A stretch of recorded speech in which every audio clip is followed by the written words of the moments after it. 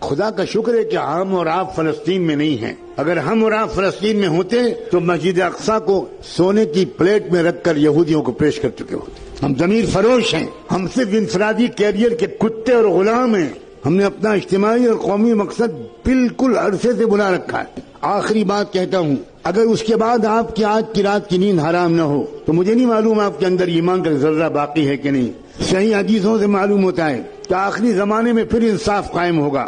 میں اس لیے کہہ رہا ہوں کہ پوری یقین سے کہہ رہا ہوں کہ نظام عالم بدلنے والا ہے. نظم عالم بدلے گا، نیا ورلڈ آرڈر آئے گا، ظلم کا دور ختم ہو کر رہے گا، انصاف کا دور قائم ہو کر رہے گا.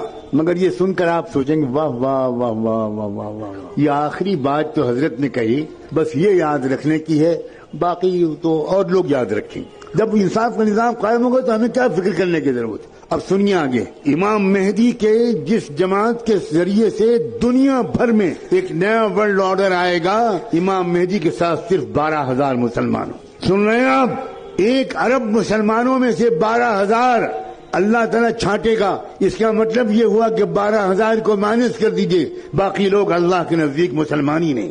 یہ ہے کیفیت. ہوش میں آؤ لوگوں، بے ہوشی سے نکلو. اپنی بیویوں کو سمجھاؤ کہ بہت ہو گیا میک اپ، بہت ہو گیا مسخرہ پن.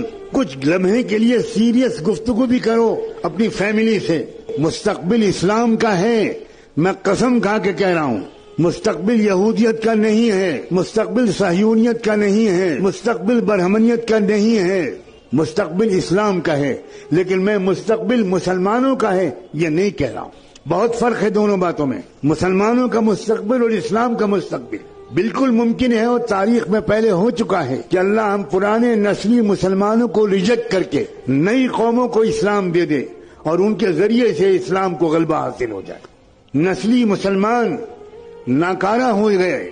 اللہ نے قرآن میں صاف کہا ہے وَإِن تَتَوَلَّوْا يَسْتَبْدِلْ قَوْمًا غَيْرَكُمْ ثُمَّ لَا يَكُونُوا أَمْثَالَكُمْ. اگر تم ناقدری کرو گے اسلام کی تو اللہ تمہیں بدل دے گا، تمہیں ریجیکٹ کر دے گا اور ایک نئی قوم لے آئے گا اور وہ تمہاری طرح نکمی نہیں ہوگی.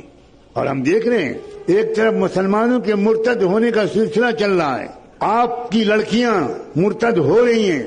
آپ نے جن لڑکیوں کو کالجوں میں بھیجا، ان کو موبائل دیا، ان کی تربیت نہیں کی، ان کے ساتھ نہیں بیٹھے، ان کو اسلام نہیں سمجھایا، ان کو قرآن نہیں سمجھایا، وہ لڑکیاں کیا کر رہی ہیں مجھے بتانے کی کوئی ضرورت نہیں.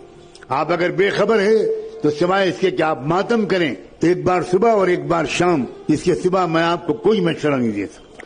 اور ایک طرف کیا ہو رہا ہے، روزانہ کم سے کم 50 یا 100 غیر مسلم اسلام قبول کر رہے ہیں. مسلمان ریجیکٹ کیے گئے ہیں. اللہ تعالیٰ جاؤ، تم جاؤ مندروں میں گھنٹا بجاؤ اور آؤ تم آؤ. اس غزہ کے واقعے نے ایک عجیب طرح کی فتح دی ہے. وہاں تو جنگی فتح تو ہو ہی رہی ہے، وہ قوم پوری کے پوری شہید ہونے کے لیے تیار ہے.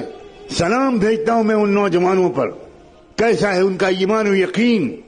اللہ کے رسول نے فرمایا تھا الایمان حین تقع الفتن بالشام. یاد رکھنا ایک زمانہ ایسا آئے گا کہ ساری دنیا کے اندر مسلمان بے راہ ہو جائیں گے، صرف فلسطین کے علاقے میں ایمان باقی رہے گا. یہ حضور کی صحیح حدیث ہے. آج ہم اپنی آنکھوں سے دیکھ رہے ہیں کیا ایمان ہے وہاں. دنیا میں لوگ روزانہ بڑے بڑے فاضل امریکن، یورپین لوگ، سائنسداں، فلمی اداکار، میوزیشنز، اسپورٹس مین، لڑکیاں اور عورتیں، وہ صرف اس لیے اسلام لا رہی ہیں. وہ کہہ رہے ہیں کہ یا اللہ کس چیز سے یہ لوگ بنائے گئے ہیں.